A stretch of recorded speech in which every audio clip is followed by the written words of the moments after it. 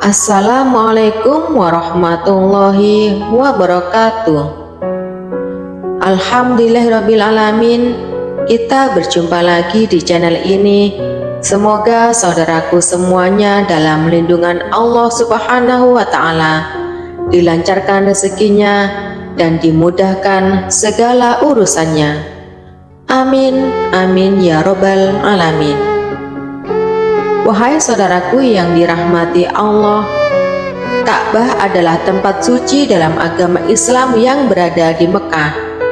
Sebagai kiblat umat Islam, Ka'bah sangat dihormati, sekaligus tujuan jutaan kaum muslimin yang hendak menunaikan ibadah haji.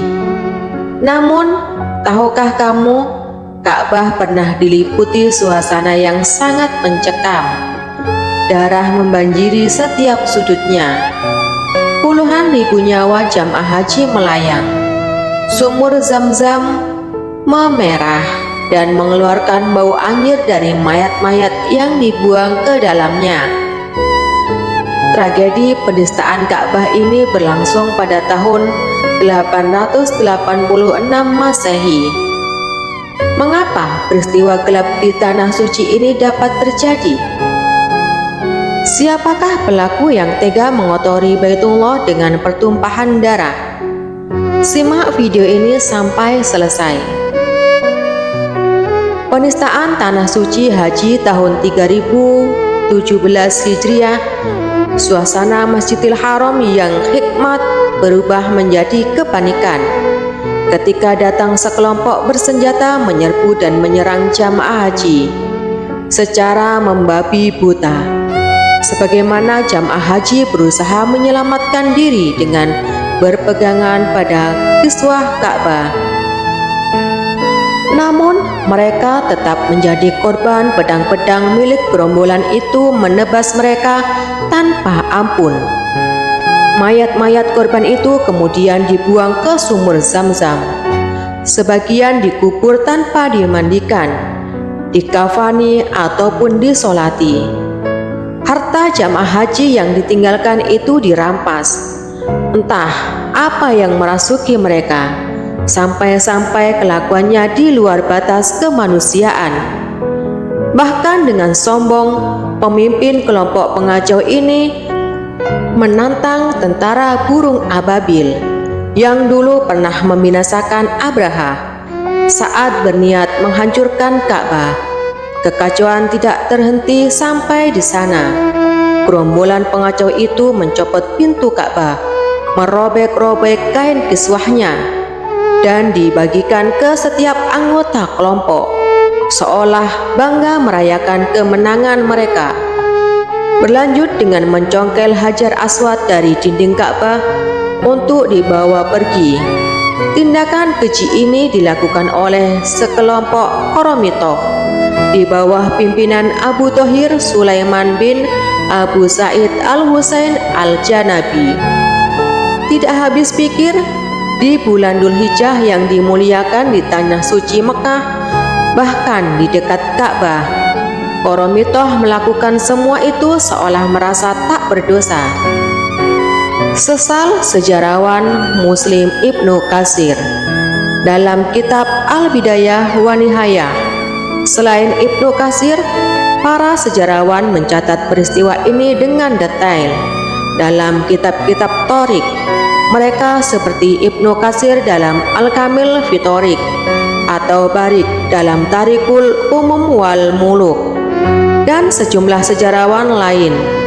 Kelompok Qoromitoh yang bertanggung jawab terhadap peristiwa Ka'bah berdarah itu didirikan oleh Hamdan Al-Kormot. Ia merupakan penganut Syiah Ismail. Sekte ini mempercayai hanya ada 7 imam yang berhak menjadi pemimpin umat Islam. Dinamakan Syiah Ismailiyah karena mereka menjadikan Ismail bin Ja'far As-Shadiq sebagai imam ke-7. Syiah aliran ini juga dikenal dengan ajaran-ajarannya yang bersifat mistis. Hamdan Al-Qor menyebarkan pemahaman kepada kaum petani, pedagang, dan masyarakat miskin di Kufah, Irak.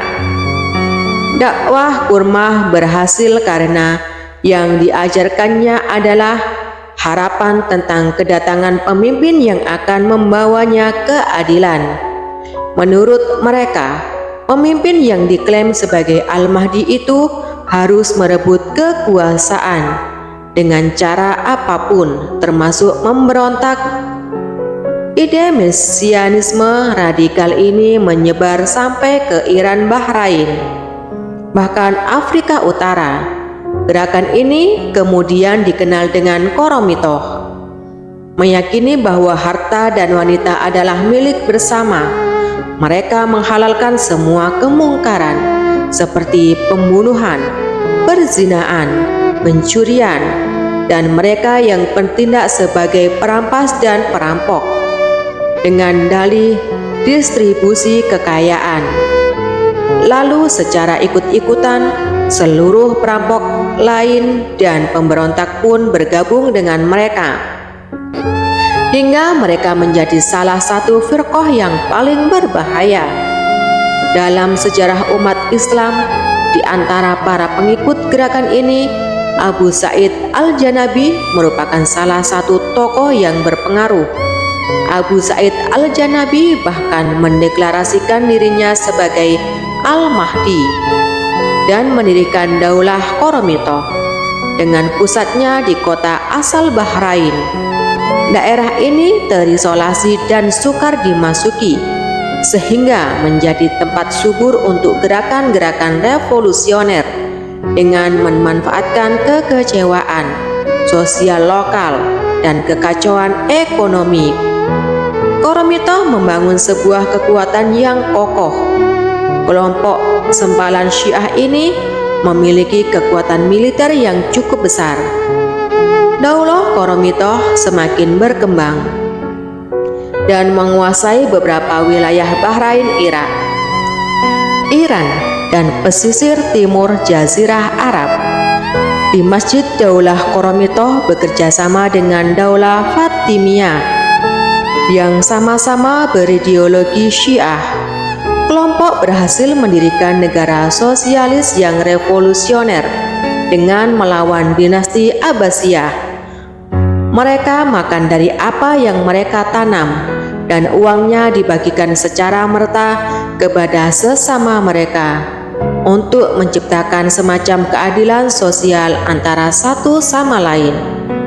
Meyakini prinsip penghancuran segala sesuatu untuk bisa membangun kembali dengan baik. Untuk itu, dia bermaksud melakukan pemberontakan terhadap dinasti Abbasiyah.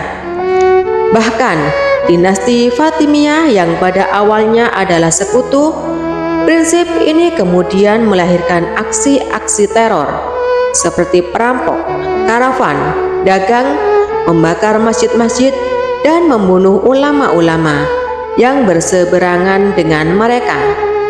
Juga memiliki doktrin-doktrin radikal dan sesat seperti menolak sholat, puasa, haji, zakat, dan syariat Islam lainnya.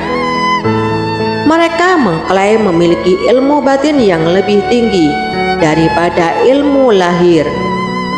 Abu Sa'id Al-Junawi menyerukan perlunya menghancurkan Ka'bah. Perlu diketahui, ajaran Koromitoh tidak menganggap suci Mekah, tetapi tanah Karbala lebih utama daripada Mekah. Mereka lebih mengutamakan berziarah ke makam Al-Husain dan menganggap itu sama dengan pergi haji. Karena itu, Abu Sa'id menyusun rencana menyerang Ka'bah pada musim haji. Beberapa tahun kemudian melakukan penyerangan terhadap Ka'bah. Kelompok Koromitoh telah merampok dan menyerang pinggiran Mekah. Rute peziarah haji yang datang dari Irak, Syam, dan lainnya pada 908 Masehi, Abu Sa'id Al-Zonabi memerintahkan putranya yakni Abu Thohir Al-Janabi untuk mengumpulkan pasukannya dari Bahrain dan Qatar, dari suku-suku yang setia kepadanya. Abu Thohir memimpin penyerangan Ka'bah bersama 700 pasukan. mereka bergerak menuju Mekah dengan berpura-pura sebagai jamaah haji. Mereka pun diizinkan masuk untuk melaksanakan ibadah haji. Namun, dalam perjalanan ke Mekah, mereka menyerbu desa-desa, membunuh laki-laki, memperkosa perempuan, menjarah, kemudian membakar anak-anak perempuan dan orang tua. Sebelum mereka meninggalkan desa, ketika mereka sampai di Ka'bah, mereka mulai menuduh para nabi secara terang-terangan dengan kata-kata buruk. Kemudian mereka mengeluarkan pedang mereka sambil berteriak dan menyerang para peziarah dan mulai membunuh semua peziarah hingga darah mengenangi pelataran Ka'bah. Sejarawan menyebutkan bahwa jumlah korban meninggal mencapai 30.000 jamaah haji ini adalah genosida, dalam arti literal dan pembunuhan berdarah di tempat tersuci di depan Ka'bah. Abu Thahir Al-Junawi bahkan mengencingi Ka'bah sambil dia berkata kepada prajuritnya, "Di mana burung ababil? Di mana Abraha? Di manakah?" Kemudian dia tertawa dan para prajurit pun ikut tertawa. Hajar Aswad pun sampai diambil oleh kelompok Qoromitoh. Ka'bah tanpa Hajar Aswad selama 20 tahun. Setelah peristiwa kelam itu, negara-negara seperti Irak dan Syam mencegah pengiriman jamaah ke Mekah. Ibadah haji terhenti selama 10 tahun penuh. Lantas, bagaimana nasib Abu Thahir? Dia tewas mengenaskan seiring dengan usia yang senja. Sebuah virus cacar mematikan mencabik-cabik tubuhnya dalam waktu yang lama. Hingga ajal menjemput pada tahun 972. Dinasti Fatimiyah turut menumpas kelompok Qoromitah. Meski sama-sama beraliran Syiah, penguasa Fatimiyah sangat geram dengan upaya kudeta yang dilakukan kelompok Qoromitoh di Mesir. Menghadapi dua kekuatan sekaligus, sekte radikal ini mulai melemah. Reputasi Qoromitoh terus menurun pada akhir abad ke-13. Namun, doktrin-doktrin mereka masih berpengaruh, tidak hanya di kalangan Syiah. Sekte Imaliyah diketahui tidak hanya mengilhami gerakan radikal Qoromitoh. Sekte tersebut juga melahirkan kelompok pembunuh rahasia yang dikenal dengan sebutan Hasasin. Wassalamualaikum warahmatullahi wabarakatuh.